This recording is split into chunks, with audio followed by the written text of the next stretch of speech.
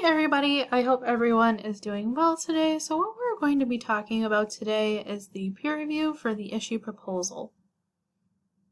So the first thing I would like to talk about is our schedule.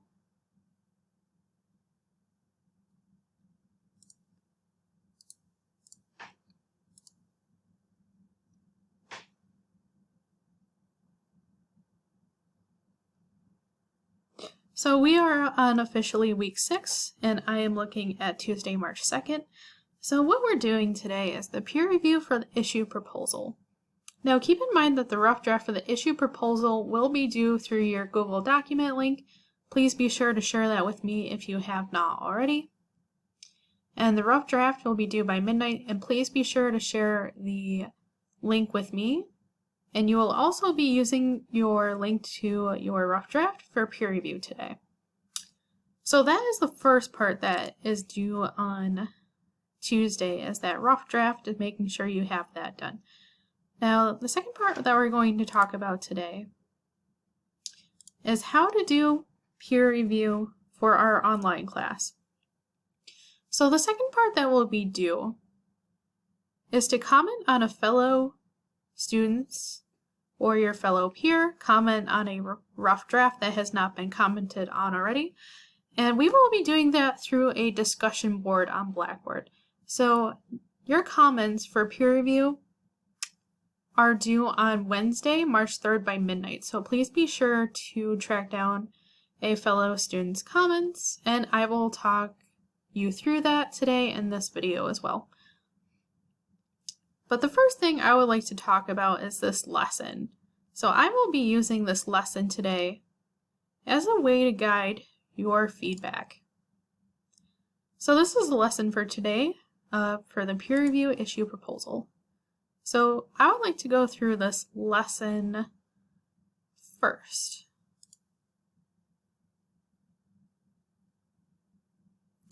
So please keep in mind that peer review is mandatory. So that is very much something that is a part of the course and a part of your grade. So please keep in mind that performing peer review is mandatory for this course.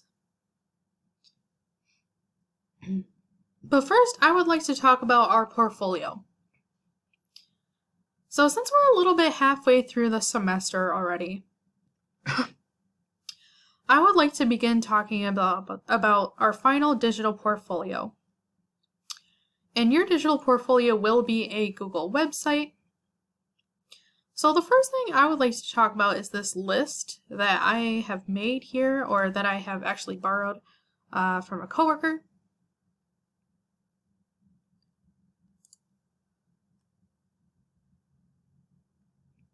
So this is the list that will be considered when grading your portfolio. So this is the portfolio content checklist. So keep in mind that a lot of this is to capture the process. So you will need to ensure that all these things are present, and you will not pass the portfolio if you do not have all of these items. So these are all items that we will be working on throughout the semester. So the first item that you should have is the diagnostic essay. Now, as I said before, it's very important to make sure that your peer review rough draft will be saved separately from your final draft, and I will show you how to do that as well today. Now, other items that will be included is the reflection on the issue proposal, the annotated bibliography, and there will be a midway reflection as well, a peer review draft for the mapping essay, the final draft, the research positions paper, and the final draft, as well as the final portfolio cover letter.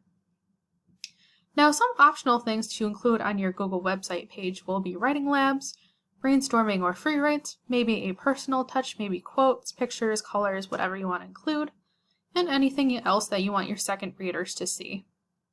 Now, we will be having a digital workshop on Google websites a little bit later on during the semester, but I do want to bring that to your attention. So these will be items that will be included within your portfolio, which is the diagnostic essay, the first draft of your issue proposal, the peer review, the reflection letter, and then the final draft. So please be sure to definitely save those items separately, and again, I will talk a little bit today about how to do that. But most importantly, we're going to talk about how to access the issue proposal and how to open it. Now, there might be a couple of cases where you may need to request editing access, and if so, you will need to request it. So there is usually a button in the upper right-hand corner, and it might say View Only. So you might have to request edit access to ask the owner for edit access in order to comment on their Google document. So this shows how to make comments in Google Docs. So you can leave comments on their issue proposal by highlighting the text you want to comment on and then pressing this little button, this plus button that appears.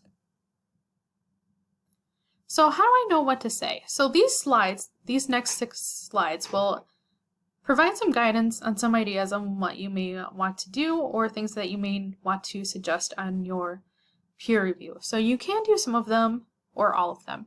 You can make your own suggestions in any way you wish. Feel free to comment on multiple proposals. You can leave as many or as few comments as you wish or on any paper you find. But the goal is to provide second reader guidance, and the requirement is to at least comment on one other student's paper. That way, it will ensure that your own paper will receive comments as well. So the introduction. These are things to be thinking about when providing feedback on a peer review, especially for the issue proposal. So you want to think about comments on the introduction. Does it explain the issue? If so, how does it explain? And if not, what could the writer do? Does it demonstrate the urgency, significance, or importance of the issue? If so, how? And if not, what can we do? And you want to mark any grammatical error, spelling, or anything else you may wish to say about your partner's introduction. Now you also want to think about the thesis statement. So you want to think about where the thesis statement should be. We already have talked about placement in great detail. So your comment should probably talk about, does the thesis indicate the issue is good for a project in some manner, and if so, how? And you want to think about, is your peer review partner only stating, is my issue a good project, and not explaining why? And if so, what can they do to improve? So other things that you want to think about are the reasons and the support, or the researchability. So you want to underline the topic sentences that show the topic is researchable. So things to be thinking about when commenting on topic sentences. Does the student explain what they already know about the issue? Do they explain what they already know? Do they explain what they don't know, providing research questions? And do they explain where they may find the answers to those questions? You also want to think about the debatability of the topic. So does the student explain that there are multiple sides in the conversation? Does the student explain the types of people involved? Does the student explain the values of each side? Does the student explain what each side usually says about the issue? Are there some sides that the student may have missed, and what are they? You also want to think about sustainability. So does the student show how current the conversation is? Does the student give examples of recent exposure, like things that might be in the news pertaining to the topic? Does the student show how the topic has legs or won't be resolved soon and therefore will be a sustainable research project throughout the 15 weeks of the semester?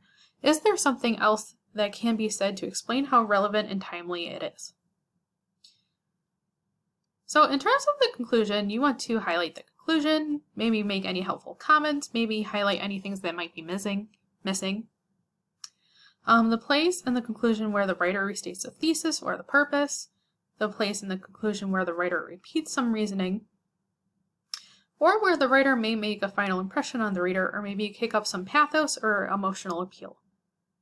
So what to do after review? So this is a very important slide here.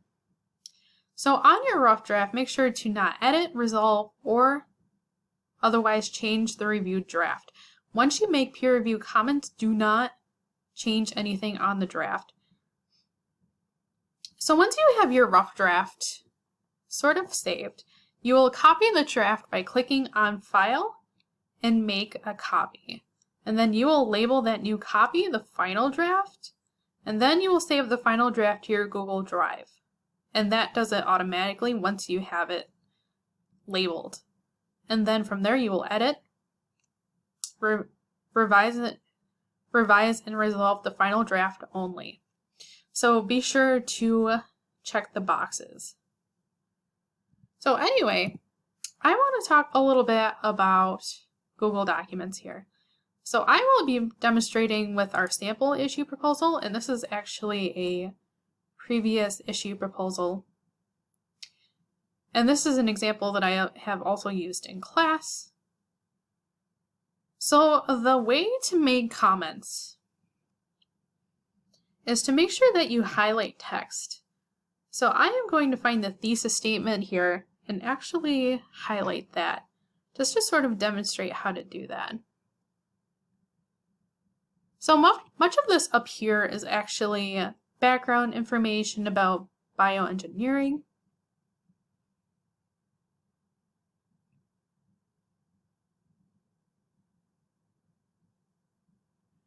And this is the thesis statement right here. So in order to make a comment, you have to highlight it.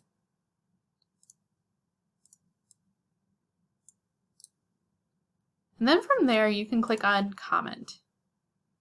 And this is how I make many of your comments on your drafts. So in this case, I might say,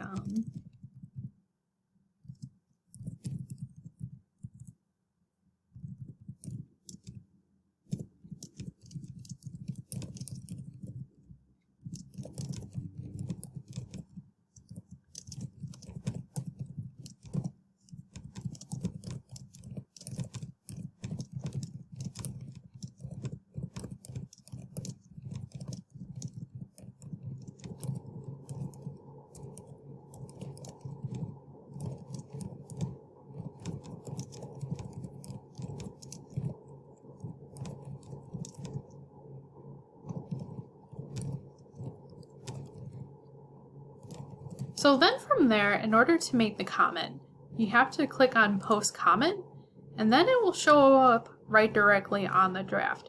Now the nice part about Google Docs is that, say that you want to reply to a comment that is on your rough draft, it's very easy to do so. So in order to do that, you can click in this box down here, and let's say I was the other student and that I wanted to thank them for their comment.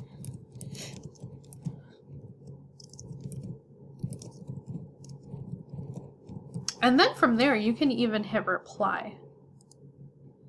And then you'll also get a notification in your email about those comments. So it allows you to collaborate and sort of offer feedback in a more dynamic way. And it's also a more live way to offer feedback. So it's a little bit closer to face-to-face peer review, and also a great way to receive feedback and communicate with your peer review partner. So anyway, that is how you how you make comments. Now let's say that you wanted to say something about a topic sentence.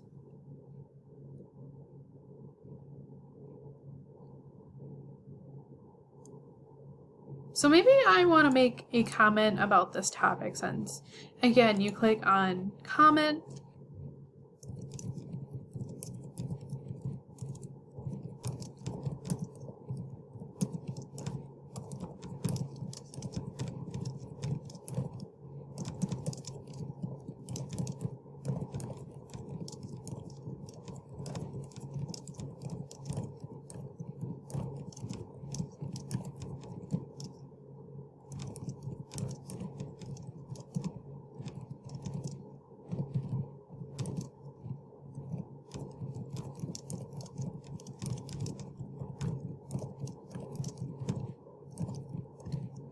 And then from there, again, you would just click Comment. So let's say that I was done with my peer review. So the way to post your own draft is to make sure to click on Share.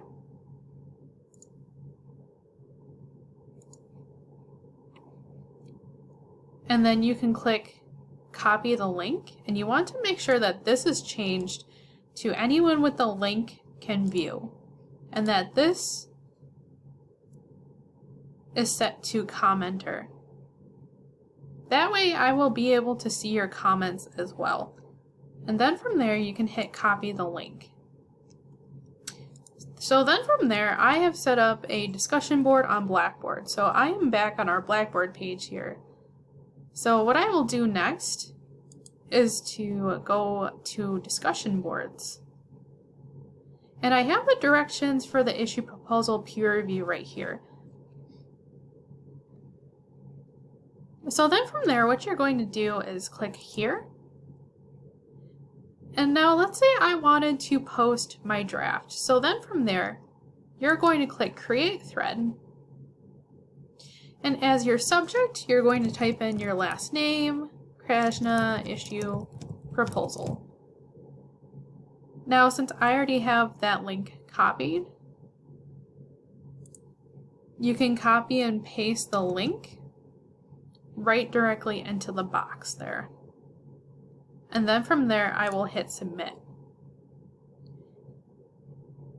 Now, let's say I wanted to go back and view that topic, or I want to check to see if there are comments on my rough draft. So what I would do from there is click right on the thread, and then you'll be able to access the topic right directly from there. Now, like I said, I would like everyone to review at least one other rough draft and make sure that your own rough draft is also commented on, and also that you comment on someone else's draft, at least on one other one. Now, if you'd like a couple points extra credit, I would definitely encourage tracking down maybe a second one. What I tend to do is offer a couple points extra credit if you comment on a second rough draft that has not been yet peer reviewed. I typically will add on a couple of participation points if I see that, especially if you're taking the extra time to participate in a class discussion, then I definitely do note that. And since we have 6-week grades coming up, I would encourage you to do so.